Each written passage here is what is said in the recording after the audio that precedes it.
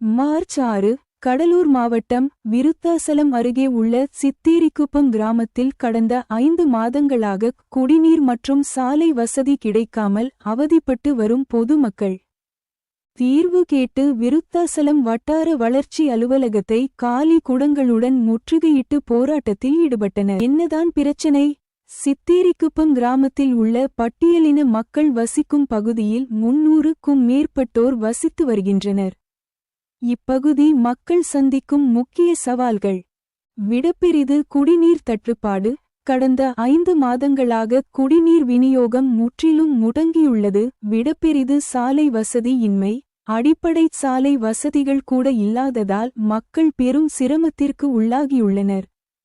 இது குறித்து மாவட்ட ஆட்சியர், கோட்டாட்சியர் மற்றும் வட்டார வளர்ச்சி அலுவலரிடம் பலமுறை மனு அளித்தும் அதிகாரிகள் எவ்வித நடவடிக்கையும் எடுக்காததால் ஆத்திரமடைந்த பொதுமக்கள் விடுதலை சிறுத்தைகள் கட்சியுடன் இணைந்து போராட்டத்தில் குதித்தனர். முற்றுகை போராட்டம்.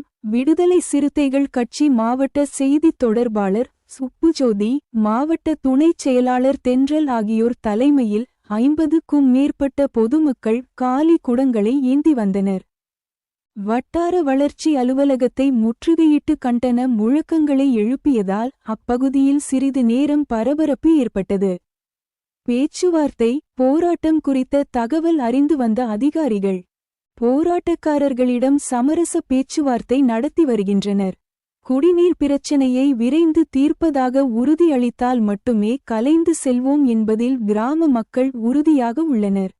பங்கேற்றவர்கள்: இந்த ஆர்ப்பாட்டத்தில் விசிக நகர செயலாளர் முருகன், ஒன்றிய துணைச் செயலாளர்கள் சரவணன், கவியரசு, ராம்குமார், தேவா, மகேஷ், கண்ணன், ஐயம்பெருமாள், ஐயாத்துரை, அகிலன், அகத்தியன் பாலா, அஜித், ஹரிவரசு, எருமனூர் ரஞ்சத், வெங்கடேசன் மற்றும் சித்தேரிக்குப்பம் கிராமத்தைச் சேர்ந்த முருகன், பூபதி, மணிகண்டன், தட்சிணாமூர்த்தி, வீரமணி, முத்துராமன், ஐயப்பன், இளையராஜா, ராதாகிருஷ்ணன், தேவா, கருணாநிதி, கணேசன் உள்ளிட்ட பலரும் பங்கேற்றனர்.